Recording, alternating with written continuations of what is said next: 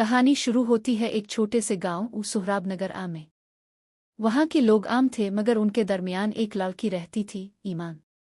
ایمان کے پاس ایک عجیب سا چھوٹا سا لکڑی کا ڈبہ تھا جو اس کے دادا نے مرتے وقت اسے دیا تھا۔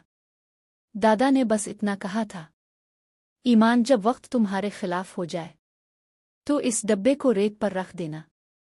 ایمان روز اس ڈبے کو دیکھتی مگر کبھی کھولنے کی ہمت نہ کرتی۔ ایک دن گاؤں میں خوفناک آندھی آئی، کھیت تباہ ہو گئے، پانی خشک ہو گیا اور لوگ گھبرا گئے۔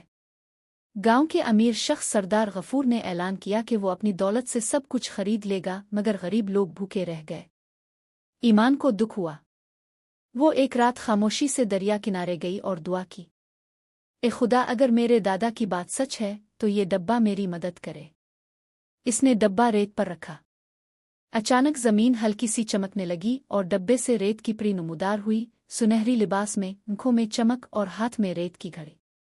پری بولی، میں وقت کی محافظ ہوں، تمہیں 3 سانسوں کے لیے وقت کو پلٹانے کا اختیار دیتی ہوں، مگر یاد رکھو ہر سانس کے ساتھ تمہارا ایک دن کم ہو جائے گا۔ ایمان نے لمحہ بھر سوچا مگر گاؤں والوں کے چہروں کو یاد کیا اور کہا، میں اپنی زندگی کم ہونے کو تیار ہوں اگر باقیوں کا وقت بہتر ہو جائے۔ پری نے گھڑی الٹی کی، ریت کے ذرے چمکے اور لمحوں میں سب کچھ الٹا ہونے لگا۔ آندھی ختم ہو گئی، کھیت سرسبز ہو گئے اور دریا دوبارہ بہنے لگا، مگر ایمان کی پیشانی پر ایک چمکتا ہوا نشان بن گیا، ریت کا دائرہ۔ اگلی صبح گاؤں کے لوگ حیران تھے کہ سب کچھ ٹھیک کیسے ہو گیا، مگر ایمان خاموش رہی۔ وہ جانتی تھی کہ یہ اس کی ایک سانس کی قربانی تھی۔ چند دن بعد گاؤں کے لالچی سردار غفور نے ایمان کو دیکھا اور کہا، یہ سب تمہارا جادو ہے، وہ ڈبہ مجھے دے دو، میں وقت کو اپنے لیے استعمال کروں گا۔ ایمان نے انکار کیا۔ غفور نے چالاکی سے ڈبہ چھین لیا اور رات کے اندھیرے میں ریت پر رکھ کر بولا، اے پری، مجھے وقت کا بادشاہ بنا دے۔